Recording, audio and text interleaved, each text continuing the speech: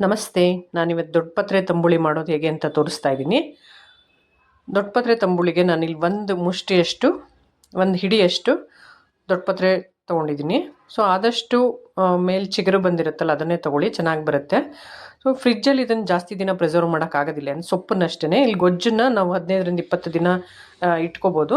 ಸೊಪ್ಪನ್ನು ಈಗ ಫ್ರೆಶ್ ಆಗಿ ಮಾಡಿಕೊಂಡ್ರೆ ತುಂಬ ಚೆನ್ನಾಗಿ ಬರುತ್ತೆ. ಸೊ ಇಲ್ಲಿ ನಾನು ಒಂದು ಮುಷ್ಟಿಯಷ್ಟು ದೊಡ್ಡಪತ್ರೆ ತೊಗೊಂಡು ಅದನ್ನು ತೊಳ್ಕೊಂಡಿದ್ದೀನಿ. ಮತ್ತು ಒಂದು ಕಡಾಯಿಗೆ 6 ಹಸಿರು ಮೆಣಸಿನ್ಕಾಯಿ ಹಾಕ್ಕೊಂಡಿದ್ದೀನಿ. ಇದು 4ರಿಂದ 5 ಜನಕ್ಕೆ ಸಾಕಾಗುತ್ತೆ. ಮತ್ತು 6 ಬೆಳ್ಳುಳ್ಳಿ ಹೆಸರುಗಳನ್ನ ಹಾಕ್ಕೊಂಡಿದ್ದೀನಿ. 1 ಡ್ರಾಪಷ್ಟು ಎಣ್ಣೆ ಹಾಕ್ಕೊಂಡು ಅದನ್ನ ಹುರ್ಕೊಳ್ತಾ ಇದ್ದೀನಿ. ಇದಕ್ಕೆ ಒಂದು 4ರಿಂದ 5 ಕಾಳು ಮೆಣಸಿನ ಕೂಡ ಹಾಕ್ಕೊಂಡಿದ್ದೀನಿ. ಸೊ ಇದು ಹುರಿದಾದ್ಮೇಲೆ ದೊಡ್ಡಪತ್ರೆನ ಇದೇ ಕಡಾಯಿಗೆ ಹಾಕ್ಕೊಂಡು ಅದು ಕೂಡ ನೀರು ಅದು ಬಾಡೋ ತನಕ ಹುರ್ಕೋಬೇಕು. ದೊಡ್ಡಪತ್ರೆದು ಫ್ಲೇವರೇ ಬೇರೆ ಥರ ಇರೋದ್ರಿಂದ, ಅಂದರೆ ಕೊತ್ತಂಬರಿ ಸೊಪ್ಪು ಇದಕ್ಕೆ ಹಾಕೋ ಅವಶ್ಯಕತೆ ಇಲ್ಲ. ಸೊ ಇದು ಹುರ್ಕೊಂಡಾದ್ಮೇಲೆ ನಾವು ಇದನ್ನೆಲ್ಲ ಒಂದು ಚಿಕ್ಕ ಜಾರ್ಗೆ ಹಾಕ್ಕೊಂಡು ರುಬ್ಕೋಬೇಕು. ತುಂಬ ಜಾಸ್ತಿ ಪ್ರಮಾಣದಲ್ಲಿ ಮಾಡೋದಾದರೆ ಹಸಿರು ಮೆಣಸಿನ್ಕಾಯಿ ಒಂದು ಸತಿ ಸಪ್ರೇಟ್ ರುಬ್ಕೊಂಡು ಹಸಿರು ಮೆಣಸಿನ್ಕಾಯಿ, ಬೆಳ್ಳುಳ್ಳಿ ಮತ್ತು ಮೆಣಸಿನ್ಕಾಳನ್ನ ಆನಂತರ ದೊಡ್ಡಪತ್ರೆ ಸೇರಿಸ್ಕೋಬೋದು. ಸೊ ಇಲ್ಲಿ ನಾನು ಒಗ್ಗರಣೆಗೆ ಅಂತ ಅಂದ್ಬಿಟ್ಟು ಬೆಳ್ಳುಳ್ಳಿನ ಕುಟ್ಕೊಳ್ತಾ ಇದ್ದೀನಿ. ಒಂದು 7ರಿಂದ 8 ಬೆಳ್ಳುಳ್ಳಿ ಹೆಸರುಗಳನ್ನ ಕುಟ್ಕೊಂಡಿದ್ದೀನಿ.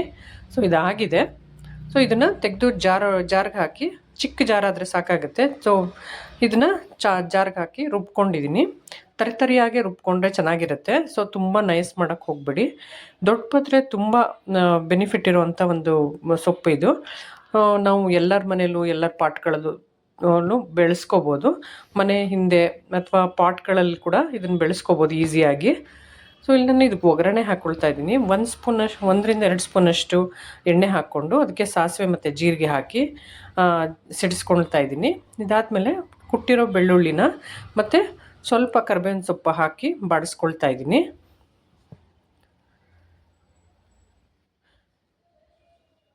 ನಾವು ದೊಡ್ಡಪತ್ರೆನ ತುಂಬ ಬೇರೆ ಬೇರೆ ರೀತಿ ಬಳಸ್ಕೋಬೋದು. ಅದು ಕಾನ್ಸ್ಟಿಪೇಷನ್ಗೆ ಅಥವಾ ಯಾವುದಾದ್ರೂ ಸ್ಕಿನ್ ಅಲರ್ಜಿಗಳಿದ್ದರೆ, ತುರ್ಕೆಗಳೆಲ್ಲ ಇರುತ್ತಲ್ಲ, ಕೆಂಪುಗೆ ತುರ್ಕೆಗಳೇನಾದ್ರು ಬಂದಿದ್ದರೆ ಅದಕ್ಕೂ ಕೂಡ ಇದನ್ನು ರಸನ ಅಪ್ಲೈ ಮಾಡ್ತಾರೆ. ಕೆಮ್ಮಿದ್ದಾಗ ದೊಡ್ಡಪತ್ರೆ ರಸನ ತೆಗೆದು ಅದಕ್ಕೆ ಜೇನುತುಪ್ಪ ಹಾಕಿ ಕುಡಿಸ್ತಾರೆ ಮಕ್ಕಳುಗಳಿಗೆ ಮತ್ತು ದೊಡ್ಡವ್ರು ಕೂಡ.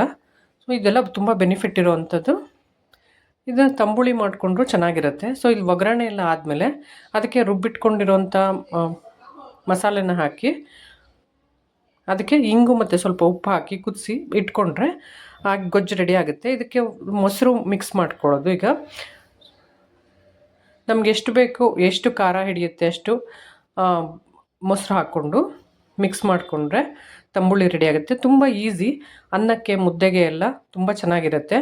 ಈ ಗೊಜ್ಜನ್ನು ಮಾಡಿಟ್ಕೊಂಡು ನೀವು 15 ದಿನದ ತನಕನೂ ಕೂಡ 15ರಿಂದ 20 ದಿನದ ತನಕ ಕೂಡ ಇಟ್ಕೋಬೋದು. ಯಾವ ಟೈಮಲ್ಲಿ ಬೇಕಾದರೂ ಇದನ್ನು ತಿನ್ಬೋದು. ತುಂಬ ಟೇಸ್ಟಿಯಾಗಿರುತ್ತೆ.